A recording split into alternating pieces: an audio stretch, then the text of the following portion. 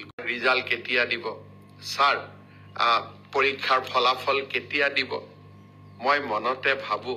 যে আজি যদি অসমত কংগ্ৰেছ চৰকাৰ থাকিলহেঁতেন ৰাকেশ পালৰ দৰে এপিএছচিৰ চেয়াৰমেন থাকিলেহেঁতেন কোন তাৰিখে এডিআৰই ৰিজাল্ট দিব অসম পুলিচৰ কোন দিনা ৰিজাল্ট দিব OMR চিট কেতিয়া দেখা পাম এইবিলাকৰ উত্তৰ এটাই থাকিলেহেঁতেন যে যিদিনাখনে আমাৰ টকা পইচাৰ লেনদেন সম্পূৰ্ণ হ'ব সিদিনাখনে আমি ৰিজাল্ট দিম এইটোৱে কংগ্ৰেছ চৰকাৰ যদি অসমত থাকিলেহেঁতেন আজি সকলোৱে এই এটাই উত্তৰ লাভ কৰিলেহেঁতেন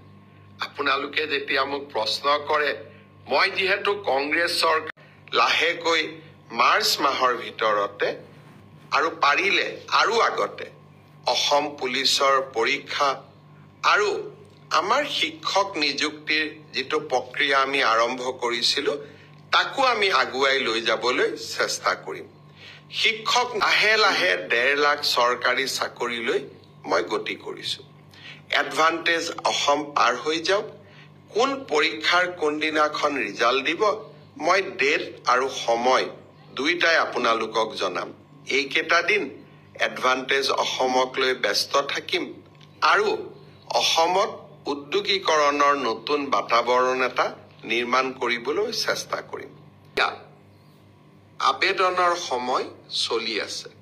অহা 28 ফেব্ৰুৱাৰীত এই আবেদনৰ সময় শেষ হ'ব আজিৰ মুহূৰ্তলৈকে 50,000 যুৱকে ৰেজিষ্ট্ৰেশ্যনৰ পিছত আবেদন কৰিছে মই ভাবো যিসকলে এতিয়াও ৰেজিষ্ট্ৰেশ্যন কৰি আবেদন কৰা নাই তেখেতসকলেও যাতে আবেদনৰ প্ৰক্ৰিয়া সম্পূৰ্ণ কৰি লয় তাৰ বাবে মই